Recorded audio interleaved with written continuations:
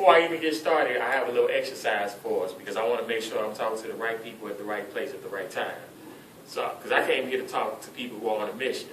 So after I say, why can't you be stopped? I want everybody to say, we're on a mission. So why can't you be stopped? We're on a mission. Okay, some people want to walk to the bus stop, but okay. But I think we got it. So you're going to do great things. You're going to make great things happen. Why can't you be stopped? We're on a mission. You're going to do what has to be done and then some. You're going to do what others might say can't be done. Why can't you be stopped? We're on a mission. You're going to effectively plan for college so that you can effectively maximize college and effectively finance college. Why can't you be stopped? We're on a mission. All right, sound like I'm at the right place with the right people at the right time. Now let's give a hand for the other presenters that they provided some real good information, and I humbly am honored to add my insight and my own spin. Now, my presentation is probably a little bit more politically incorrect. If you don't know what I'm talking about, you will soon find out. But the thing that I want to talk about, because as Mr. Morris said, I won over $118,000. Yeah, $18,000. Because you better believe I wasn't leaving that $18,000 on the table. I didn't say, well, man, I got $100,000. I don't need that. $18,000 made a difference. Can I say one thing, Ed? I used to see this guy, y'all, when we attended one of the colleges together. I just got to interject this. He would be down at the governor's mansion in the newspaper taking a picture of another scholarship he had won. And when they had announced at our college we were attending, it was a Dean's List recognition acknowledgement. And, you know, I was fortunate they called my name, but since my name is Anthony Morris and his name is Anthony Moore, he walked up, you know, because he thought it was for him, so, because he ain't won everything. I'll stop right there. And see, now what I'm going to talk about, and I will be brief, because what I'm going to talk about more so than scholarship, even though I've written a book about scholarships, and I've had the honor to help numerous students win scholarships for college, including the student that I met when I spoke here maybe a year or so ago. I've helped her, and she's actually has applied for like a scholarship with the Department of Defense, which, man, I hope so much. I just found out today that she made it to the next round. Yes. And it's a great opportunity. Yes. And so, but I'm going to talk about the importance of planning for college. And like I said, I plan on keeping it relatively short, so it'll be time to ask questions if you choose to afterwards.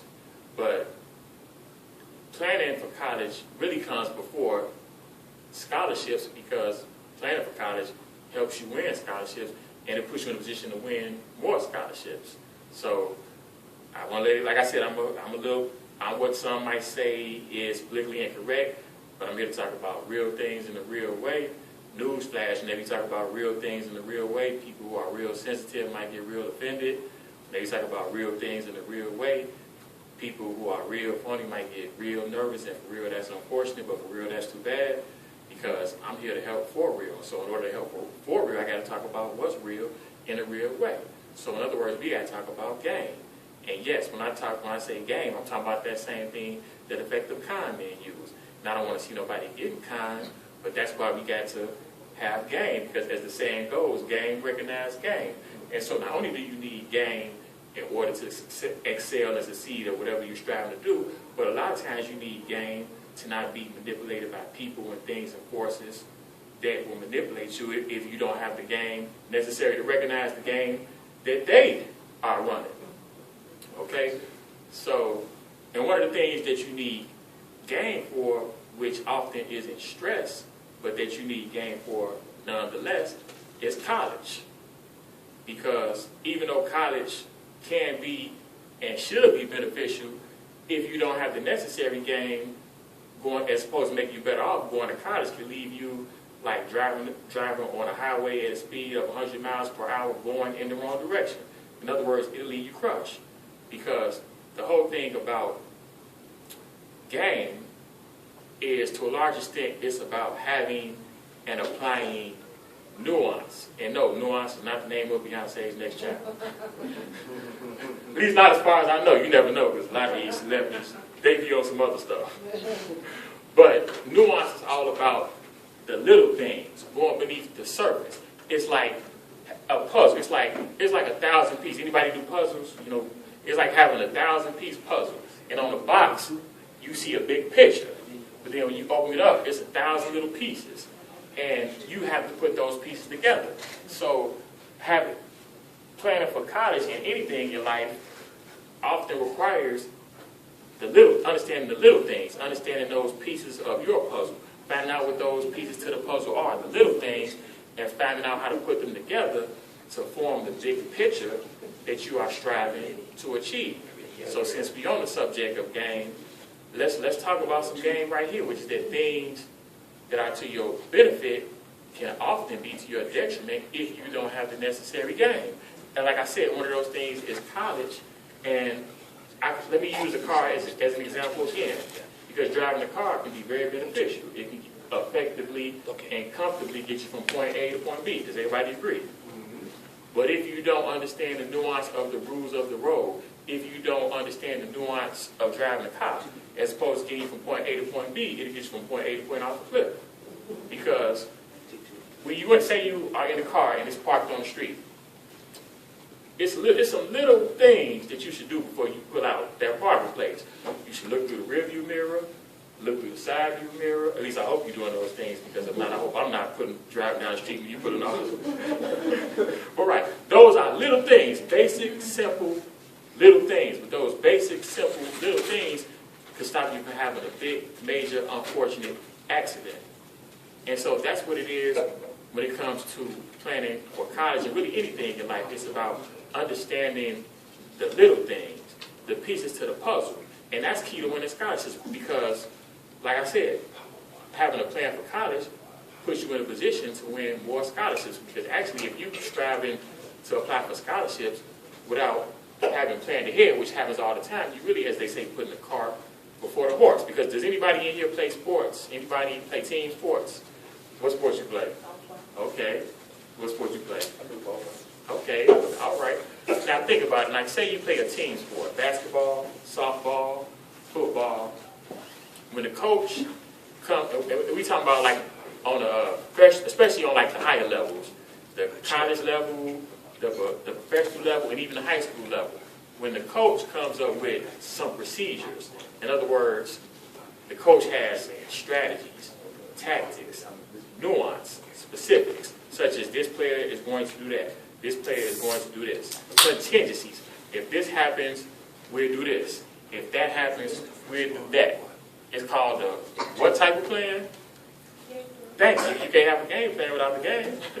All right? Because if the coach said the game plan is to score more points, I hope he's volunteering, because if he's getting paid 1 cent, he's overpaid. That's not much of a game plan to say we are going to score more points. But so many people, when it comes to college, they say, well, the game plan is I'm going to get enrolled in college and I'm going to go to college. Right? But that's like saying, well, the game plan is to score more points. But often, unfortunately, people are led, and that's the reason why I'm really approaching it from this perspective, is because a lot of times students are encouraged to go to college without having a game plan, even by high school, college counselors in high schools. For example, it's this one high school, I'm not going to say any names, but their whole marketing piece, the main thing that they flaunted was that, like, we have, I think, 100% or 99% of our students go to college. Well, if the metric of success is going to college, well then, what do you think the main focus is of the people at the college counselors and people like that, to get people to do what? Now, that don't necessarily mean get people to have a game plan for college. That don't necessarily mean get people to be successful at college. That means get people to go to college. And I'm not saying these are bad people, because a lot of times high school, college counselors in high schools, they have metrics, and the metrics are based on getting people into college. And so a lot of times students end up going to college without having a game plan, without being prepared, because the metric is we need to get people in college, as opposed to having people effectively plan for college so they can maximize college. And so I just want to share a few things with you to support what I'm saying. Now here it is. This is actually from the White House. student debt. Average loan, $30,000. 66% of all defaults, loans of less than $10,000. Only 1 in 6 students with $5,000 in debt finish college. 1 in 6 students. Here's another thing. Small loans, big problem. Student loan defaults by debt size. The highest number, 35%, is for students with $5,000 or debt or less. So what does that tell us? Yeah, exactly. But people are going to college and then they end up not even finishing. Because I just said, only 1 in 6 students with $5,000 in debt finish college. 66% of all defaults loans are less than $10,000. So what that's saying is that people are going to college, they're not having a plan, they're not being encouraged to have a plan. They're going, they're taking out a loan because, hey, the game plan is I'm going to go to college and I'm going to be successful. And that might have been good enough 20, 30 years ago when going to college itself was a big thing. But those days long gone because you got people that got college degrees and can't find employment in their field of choice. So it's so important to have a game plan more than ever because people go to college, they take out debt, they don't have a game plan, they drop off, they drop out, they still have a debt. Because when you add it, just because you say, I'm not finishing college, they don't say, well, we finished with the debt. Debt goes on. And this right here that shows like student loan debt is actually rising higher than credit card debt, auto loan debt, and other debt. So it's a serious thing. And like I said, even though college should be and can be beneficial, if you don't have an effective game plan, it could leave you like a person that's drenched in honey and thrown into a pit of beehives. In other words, it'll leave you stunned. And so, I really didn't talk that much about winning scholarships because I want to stress the importance of planning for college, which is a key thing in order to win scholarships. But just a few things that I want to share about scholarships. And I will open it up to questions if you have any. But again, as was stressed today, community college can be a very effective strategy. It's something I often recommend to people. Now, obviously, if you get enough scholarships that help you finance a 4-year degree, then by all means do it, especially if it's a full ride.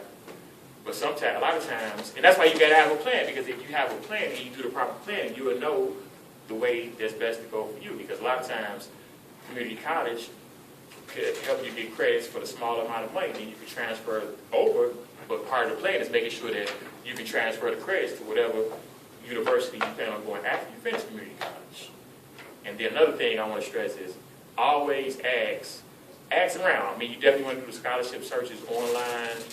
You definitely want to go through those sheets that have the different scholarship sites, sites like FastWeb, scholarships.com, and there's several other ones. I actually have a list I can send people if they want me to. But you also want to ask around. Ask people like, whether it's at a church, whether whenever you go to a college, go to the financial aid office, ask do they have any scholarships they know about. Go to whatever department you're looking at majoring in, such as accounting, see what scholarships they have, because some of it is based by department. Ask around. And always ask to see the application, ask to see the information, because I tell you a brief story, and then I open it up for questions. As I mentioned before, I won over $118,000 in scholarships from more than 35 separate scholarships, paid for my undergraduate and graduate education. My undergraduate degree was in accounting.